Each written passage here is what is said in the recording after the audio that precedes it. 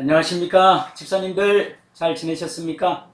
네, 한 2주마다 한 번씩 이렇게 같이 뵙게 되는데 오늘도 참 반가운 얼굴로 같이 말씀 나누고 은혜 받는 시간 되었으면 좋겠습니다. 코로나19로 많은 어려움이 있고 삶에 제약이 많이 있지만 그럼에도 불구하고 소확행 누리시고 가족 안에서 또 가까운 사람들 관계 속에서 행복한 시간들 잊지 않았으면 좋겠습니다. 잠시 기도하겠습니다. 하나님 아버지 감사드립니다. 오늘도 우리에게 좋은 날 허락하시고 하나님 앞에 또 말씀을 공부할 수 있는 귀한 시간 주셔서 감사합니다. 하나님 아버지 저희들에게 늘 하나님의 말씀이 있음을 감사드리고 하나님의 말씀이 우리의 삶의 기준이요 법이 되어서 하나님의 말씀 안에서 우리가 순종하게 하시고 하나님의 뜻을 이루며 살아갈 수 있도록 도와주시옵소서. 주님, 우리 교회의 귀한 일꾼들로 세우셔서 하나님의 뜻을 이루고 하나님의 영광 크게 돌리는 우리 모두가 되도록 도와주시옵소서.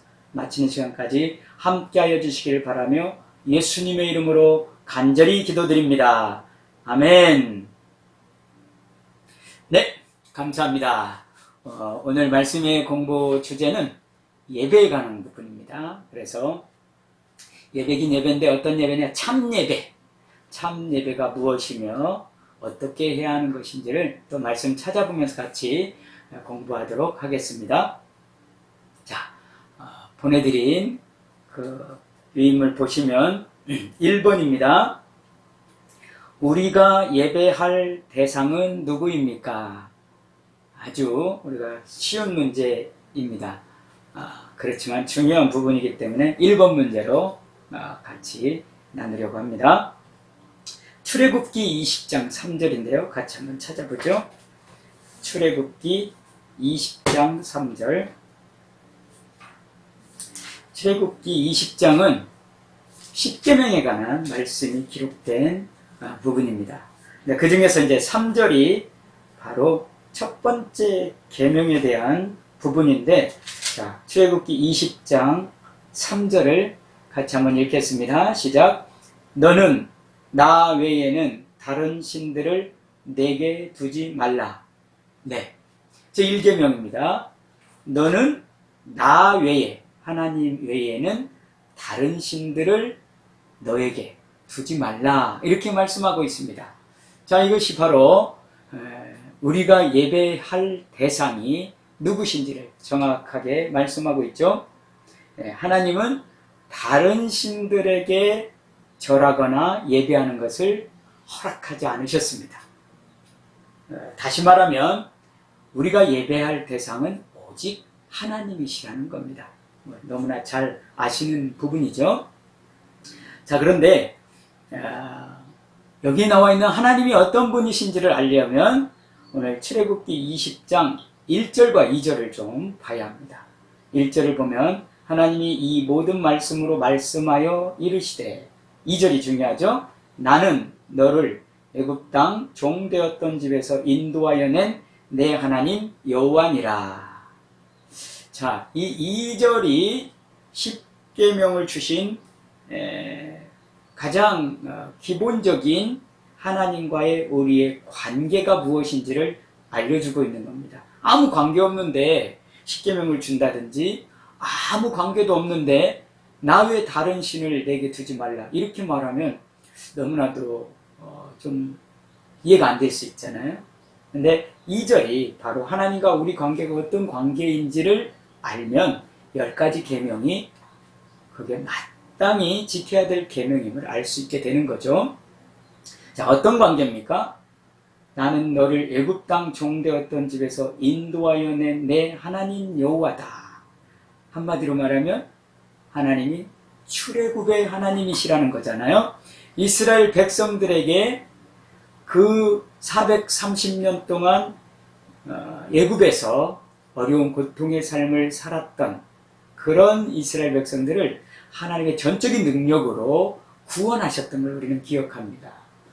그 당시 이스라엘 백성들은 얼마나 그 구원의 은혜가 크겠습니까? 그런 관계성 속에서 십계명을 주시는 부분입니다. 그래서 우리가 오직 예배할 대상은 하나님이신데 그 하나님이 어떤 분이시냐?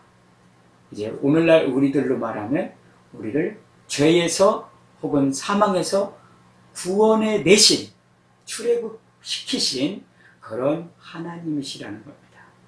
네. 그 하나님께 예배한다.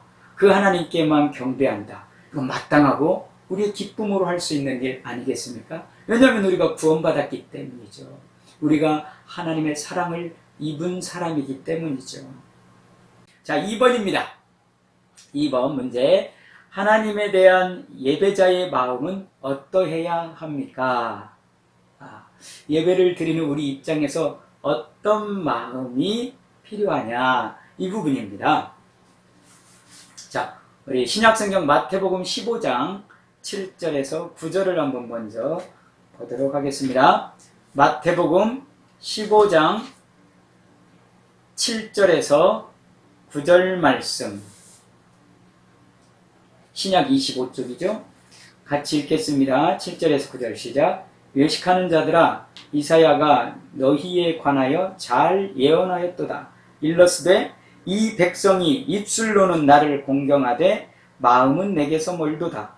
사람의 계명으로 교훈을 삼아 가르치니 나를 헛되이 경배하는도다 하였느니라 하시고. 자, 여기 말씀을 보면 이사야의 말씀을 인용해서 우리 예수님이 서기관들, 바리새인들의 어떤 그 예배, 하나님을 향한 마음이 어떤지를 혹은 태도가 어떤지를 말씀해 주고 있는 것입니다. 자, 9절 끝에 보면 나를, 하나님을 헛되이 경배하는도다.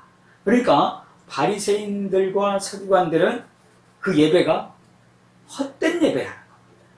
잘못 드려지는 예배라는 겁니다. 그 이유가 뭡니까? 8절이죠. 이유는 입술로는 나를 공경하되 마음은 내게서 멀도다. 이렇게 말하고 있습니다. 자, 여기서 우리가 아주 중요하게 생각해야 될 이번 문제죠. 하나님에 대한 예배자의 마음은 어떠해야 되느냐? 자, 하나님을 공경하는 마음이어야 된다는 겁니다.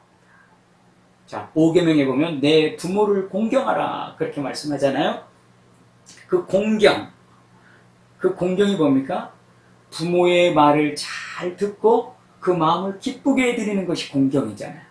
예배자의 마음이 정말 하나님을 공경하는 마음으로 예배하는지 아니면 그냥 입술로만 공경한다 하고 마음은 전혀 없는 그런 예배자의 모습인지를 하나님은 다 알고 계신다는 겁니다.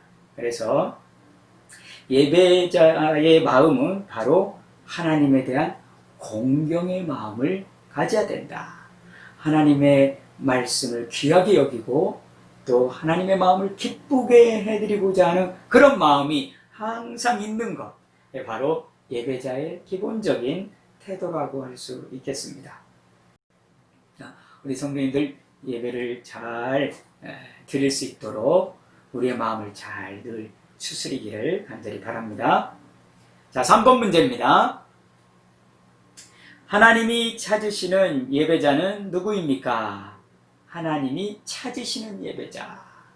하나님이 예배자를 찾는데 어떤 예배자를 찾는지 한번 말씀을 보도록 합니다. 요한복음 4장 23절 24절.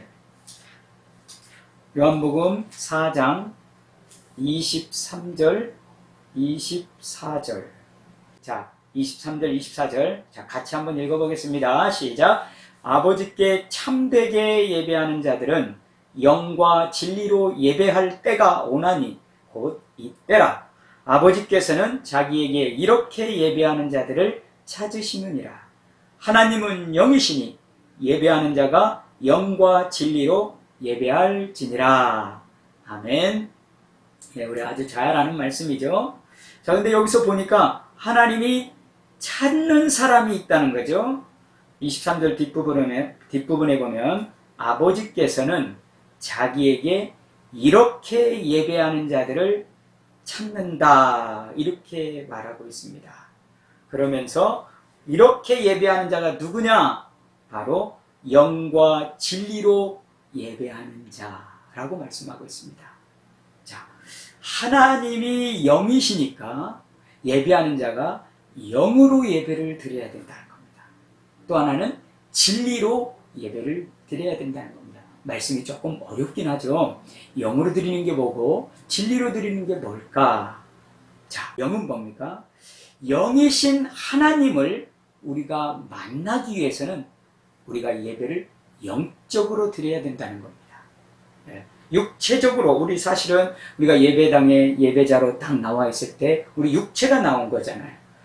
우리 육체만 나오면 안 되고 우리의 영을 다해서, 다시 말하면 정성과 마음과 힘과 모든 것들을 집중해서 하나님 앞에 예배하는 것이 영으로 드리는 예배라고 할 수 있겠습니다. 네. 그래서 영이신 하나님을 만나는 방법은 육체로 만나는 것이 아니라 우리의 영이 만나야 된다는 겁니다.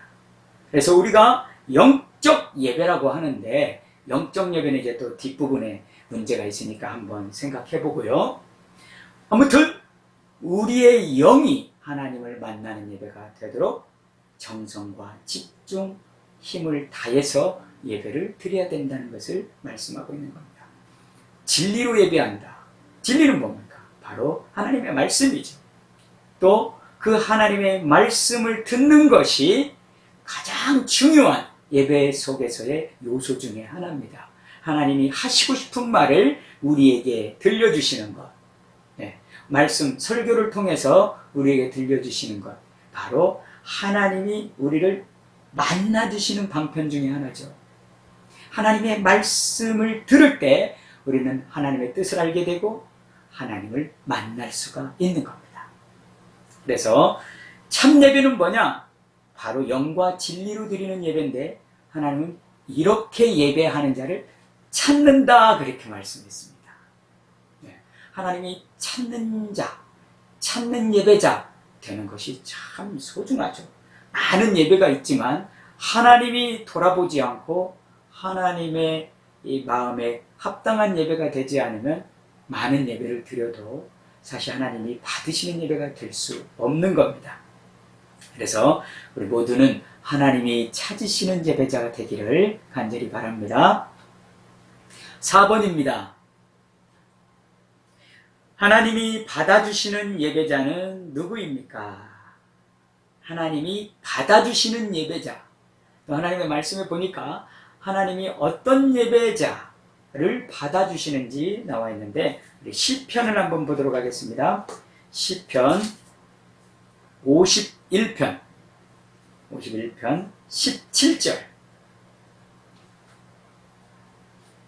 시편 51편은 다윗의 회개시입니다. 밧세바 사건 아시죠? 그때 나단 선지자의 책망을 듣고 회개한 그때, 그 회개한 시가 바로 시편 51편입니다. 자, 17절 같이 읽겠습니다. 시작. 하나님께서 구하시는 제사는 상한 심령이라. 하나님이여 상하고 통회하는 마음을 주께서 멸시하지 아니하시리이다. 아멘. 자, 하나님께서는 어떤 예배자를 받아주시느냐? 바로 자기의 죄로 인하여서 가슴을 찢고 그 상하고 통회하는 마음을 가지고 주 앞에 나아오는 예배자, 이런 예배자를 받아주십니다. 우리 예수님이 마태복음 11장 28절에 수고하고 무거운 짐진 자들아 다 내게로 오라, 그렇게 말씀하시잖아요. 우리를 그렇게 불러주셨습니다. 그래서 내가 너희는 나의 멍에를 메고 내게 배우라, 이런 말씀 주시면서 너희 마음에 쉼을 얻겠다. 예수님께 나오면 쉼을 얻는다는 거죠. 수고하고 무거운 짐을 다 주님께 내려놓으면 주님이 쉼을 주신다는 겁니다. 바로 우리가 하나님 앞에 예배자로 나왔다는 것은 하나님이 우리를 받아주시는 그런 은혜가 있어야 되는 겁니다. 근데 누구를 받아주시느냐? 교만한 모습으로 나온 사람이 아니라 자기 죄로 인하여서 하나님 앞에 그 마음을 찢고 상하고 통회하는 그런 마음을 가진 예배자를 하나님께서 받아주신다는 겁니다. 참 우리 교회가 이런 예배자가 많다면 주일마다의 그 예배가 얼마나 은혜스러울까요? 하나님이 용서해 주신 그 기쁨, 하나님을 찬송할 때 그 용서해 주신 그 기쁨, 하나님께 기도할 때 또 하나님의 말씀을 들을 때 하나님이 나를 받아주셨다는 그 은혜 속에서 드려지는 모든 순서 하나가 다 은혜가 될 겁니다. 그래서 하나님이 받아주시는 예배자는 바로 우리의 마음을 하나님 앞에 찢고 통회하는 마음으로 나아갈 때 하나님이 용납해 주시고 받아주신다는 것입니다. 사랑하는 성도 여러분, 우리 집사님 여러분, 우리 주일날 딱 나올 때 항상 이런 마음으로 교회에 딱 들어와서 하나님 참 제가 말씀대로 살려고 했지만 그렇게 살지 못한 걸 통회합니다. 자복합니다. 그럼에도 저를 받아주시는 아버지 감사합니다. 라고 이렇게 간절한 마음으로 애통하는 마음으로 예배에 앞서서 기도하고 준비한다면 그 예배가 얼마나 은혜로운 예배가 되겠습니까? 하나님은 그런 마음을 가지고 나오는 예배자를 받아주신다는 것을 우리가 꼭 기억해야겠습니다. 자, 이 문제와 또 연결돼서 5번입니다. 하나님은 어떤 태도를 가진 예배자에게 은혜를 베푸십니까? 어떤 태도? 자, 우리 하나님 앞에 예배한다는 것은 그 마음과 태도, 이게 참 중요한 부분입니다. 그래서 그런 질문 비슷한 것들이 많이 나오는데, 어떤 태도를 가진 예배자에게 은혜를 베푸냐 이 말이죠. 우리 4번에 상하고 통회하는 마음을 가진 자를 받아주시는 것, 그것도 은혜거든요. 또 성경에 보니까 우리가 어떤 태도를 가질 때 하나님한테 은혜 베풀어 주시는지를 말씀하고 있습니다. 자, 우리 신약성경 좀 뒤쪽에 야고보서 히브리서 다음에 야고보서 4장 6절입니다. 야고보서 4장 6절 같이 한번 읽겠습니다. 시작. 그러나 더욱 큰 은혜를 주시나니 그러므로 일러스되 하나님이 교만한 자를 물리치시고 겸손한 자에게 은혜를 주신다 하였느니라. 읽기만 해도 바로 알 수 있겠죠? 그렇습니다. 바로 겸손한 자입니다. 겸손한 자에게 하나님이 베푸시는 게 있는데 바로 은혜입니다. 그러니까 우리가 은혜 받았다. 은혜로운 예배였다. 오늘 정말 은혜로웠다. 이것은 하나님에게 문제가 있는 것이 아니라 내가 어떤 태도를 갖고 있느냐가 중요한 겁니다. 내가 겸손했는지 아니면 교만한 마음이었는지 이것이 중요하다는 겁니다. 내가 예배자로 하나님 앞에 나올 때 겸손한 마음을 가지고 나왔다면 하나님은 그날 그 예배에는 반드시 은혜를 주시는 겁니다. 그러나 반대로 교만한 마음, 뭔가 내 안에 나로 가득 차서 뭔가 욕심으로 나왔든지 혹은 어떤 나의 정욕을 위해서 구하는 마음으로 나왔든지 이럴 때는 은혜 받기가 참 어렵습니다. 은혜 받는 비결은 뭐라고요? 내가 겸손히 하나님 앞에 나오는 겁니다. 자, 그래서 저는 우리 모든 성도님들이, 우리 집사님들이 항상 예배 속에서 은혜를 체험하기를 진심으로 바랍니다. 그래서 하나님 오늘 이렇게 은혜 주시니 감사합니다 라고 이렇게 예배 후에 스스로가 고백하고 감사할 수 있다면 이게 얼마나 은혜가 넘치는 예배였을까 이런 생각을 해봅니다.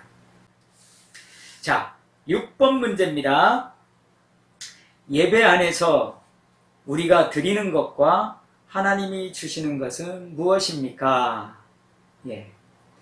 예배 안에서 하나님과 소통하는데 우리가 드리는 것도 있고 하나님이 우리에게 주시는 부분도 있다는 거죠. 간단히 말하면 예배 가운데서 우리가 하나님께 드리는 부분은 바로 찬송, 그리고 기도, 그리고 헌금. 물론 이 모든 것을 우리가 마음을 다해서 마음을 같이 드려야겠죠. 이 부분이 아주 중요한 부분입니다. 자, 예배는 하나님과 소통하는 거고 성령님과 소통하는 거고 예수님과 소통하는 겁니다. 그때 우리의 소통의 요소는 하나님을 찬양하고 하나님께 간절히 기도하며 하나님께 마음을 다한 예물을 드리는 것이 우리가 할 수 있는 일입니다. 네. 반면 하나님께서 우리에게 베풀어 주시는 것도 세 가지가 있는데, 첫째는 말씀이죠. 네. 하나님께서 하나님의 뜻을, 또 오늘 나에게 하나님이 베풀어 주실 그 말씀이 설교를 통해서 들려주는 겁니다. 그래서 하나님은 첫 번째로 말씀을 우리에게 주십니다. 두 번째는 말씀을 통해서 혹은 예배 순서들을 통해서 은혜를 주십니다. 은혜. 세 번째는 복을 주십니다. 하나님이 제4계명에 너희는 안식일을 기억하여 거룩하게 지켜라. 그 안식일은 거룩하고 복된 날이라고 말씀하죠. 그래서 이 주일, 하나님 앞에 예배하는 이 날은 참으로 복된 날입니다. 그래서 우리 하나님이 주시는 말씀의 은혜와 말씀의 복을 누리는 것, 나누면 말씀, 은혜, 복인데 이게 말씀으로부터 이렇게 흘러나오는 겁니다. 말씀이 복이고 말씀이 은혜입니다. 그래서 우리는 예배 가운데 우리가 드리는 부분도 있지만 하나님께서 우리에게 베푸시는 것들이 있다는 것을 꼭 기억해야 합니다. 그래서 우리가 해야 될 부분을 정성을 다해서 겸손한 마음으로 하나님께 올려드리는 것, 이게 예배 속에서 우리가 할 일입니다. 그리고 나머지는 하나님이 다 은혜로 베풀어 주시고 복으로 역사해 주시고 하나님의 뜻을 말씀으로 가르쳐 주시는 겁니다. 네. 이것을 기억하면서 우리 예배가 하나님과의 소통의 예배가 되기를 간절히 바랍니다. 마지막 7번입니다. 벌써 이제 마지막 문제네요. 자, 이 시대에 우리가 드릴 영적 예배는 무엇입니까? 자, 우리가 지금 이 시대에 드려야 할 영적 예배가 뭔지 말씀을 찾아보겠습니다. 이것이 바로 참 예배고 하나님이 찾으시는 자의 예배라고 할 수 있겠습니다. 로마서 12장 1절부터 2절입니다. 로마서 12장 1절부터 2절입니다. 같이 한번 읽어보겠습니다. 그러므로 형제들아, 내가 하나님의 모든 자비하심으로 너희를 권하노니 너희 몸을 하나님이 기뻐하시는 거룩한 산 제물로 드리라. 이는 너희가 드릴 영적 예배니라. 너희는 이 세대를 본받지 말고 오직 마음을 새롭게 함으로 변화를 받아 하나님의 선하시고 기뻐하시고 온전하신 뜻이 무엇인지 분별하도록 하라. 이게 그리스도인의 삶의 첫 번째 주시는 말씀입니다. 자, 여기에서 영적 예배라는 단어가 나오죠. 1절 끝에 이는 너희가 드릴 영적 예배니라. 우리가 드려야 할 예배가, 참 예배가 바로 영적 예배입니다. 그렇다면 이 영적 예배는 어떻게 드려지는가? 이게 아주 중요한 핵심이겠죠. 오늘 이 주제의 중요한 부분 중에 하나입니다. 자, 1절을 보면 너희 몸을, 그렇죠? 너희 몸을 하나님이 기뻐하시는 거룩한 산 제물로 드리라. 여기까지가 영적 예배입니다. 자, 다시요. 너희 몸으로 드려야 된다는 거예요. 너희 몸으로. 네, 영적 예배는 우리 몸으로 드린다는 겁니다. 근데 어떤 예배입니까? 거룩한 산 제물로 드리는 예배. 자, 성도 여러분, 이제 설명을 조금 해보겠습니다. 구약 시대 때는 제사죠. 예배가 아니고 제사. 제사는 어떻게 드려졌습니까? 제물이 있었죠. 네. 사람이 제물이 된 게 아니라 내가 데리고 온 짐승이 제물이 되었습니다. 그래서 나의 죄를 그 짐승에게 안수해서 내 죄가 이 짐승에게 다시 전달되게, 이것을 이제 전가라고 하죠. 전가. 내 죄가 이 짐승에게 전가되는 겁니다. 그러면 죄인이었던 내 죄가 없어지면서 내가 데려온 짐승이 죄인처럼 되는 겁니다. 제물이 되는 거죠. 제물. 그래서 짐승을 죽여서 피를 뿌리고 하나님께 이제 태워서 불로 드리는 겁니다. 그러면 나의 죄가 짐승의 죽음으로 해결되고 용서받는 겁니다. 이게 구약의 제사제도의 죄사함의 방법이었습니다. 자, 신약에는 이제 예배로 바뀌는데, 예배, 영적 예배, 참 예배는 어떻게 드리는 거냐면 바로 우리 몸을 드리는 예배라는 겁니다. 우리 몸을 죽여서 드리는 것이 아니라 거룩한 산 제물로 드린다는 겁니다. 자, 우리가 죽는다는 의미가 아니고 산 제물이잖아요. 우리 몸이 살아서 나오잖아요. 그래서 산 제물인데 앞에 중요한 단어가 거룩한입니다. 예. 거룩한 산 제물. 여기서 이 거룩한이 바로 우리의 삶을 얘기하는 겁니다.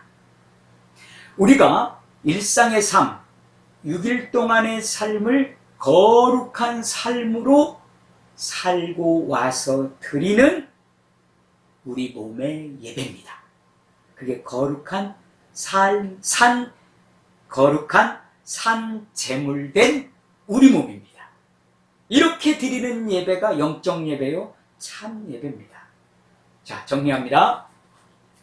거룩한 산 제물로 예배 드리는 것은 뭐냐면 내가 나의 삶을 거룩하게 살다가 하나님 앞에 예배하는 것을 말한다는 거 꼭 기억해야 되겠습니다. 네. 그래서 사실은 하나님께서는 우리의 삶이 하나님의 말씀 안에서 매일매일 살기를 바라십니다. 그리고 나서 드리는 예배가 하나님이 받으실 만한 참 예배, 영적 예배라는 것을 말씀하고 있는 겁니다. 자, 그래서 2절에 이 세대를 본받지 말라고 하는 게 바로 그런 맥락에서 나오는 겁니다. 세대를 본받으면 거룩한 삶을 살아갈 수가 없는 겁니다. 새 속에 물들어가는 거죠. 우리는 그렇게 사는 것이 아니라 하나님의 선하시고 기뻐하시고 온전하신 뜻이 무엇인지 분별하면서 구별된 삶을 살아가는 것. 그런 평소의 삶도 예배자 같은 삶, 그리고 공적으로 보이는 주일 예배를 그런 거룩한 삶을 살고 와서 드리는 예배, 이것이 바로 영적 예배요, 참 예배라는 겁니다. 집사님들, 매일매일 우리는 거룩한 삶을 살기 위해서 애써야 합니다. 하나님이 우리의 삶을 인정하면 우리가 드리는 주일의 예배도 하나님이 기뻐 받으시는 겁니다. 그럴 때 우리는 진정한 참 예배자요, 하나님이 기뻐 받으시는 영적 예배를 드리는 것입니다.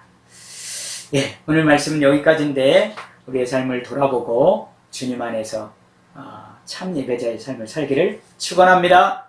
한 주간도 승리하시고 주일날 뵙겠습니다. 기도하겠습니다. 하나님 아버지, 오늘 예배에 대한 말씀을 같이 나누게 하셔서 감사합니다. 우리 교회 예배가 참 예배, 하나님이 기뻐 받으시는 예배가 되게 하옵소서. 우리에게 겸손한 마음을 주시고 우리 죄로 인하여 통회와 자복하는 마음을 허락하시고 항상 주님이 주시는 은혜를 기대하고 주님의 말씀을 사모하며 주님의 뜻을 이루는 우리의 삶이 되기를 간절히 소망합니다. 하나님, 우리 가운데 풍성한 은혜를 내려 주시옵소서. 예수님의 이름으로 간절히 기도드립니다. 아멘. 할렐루야.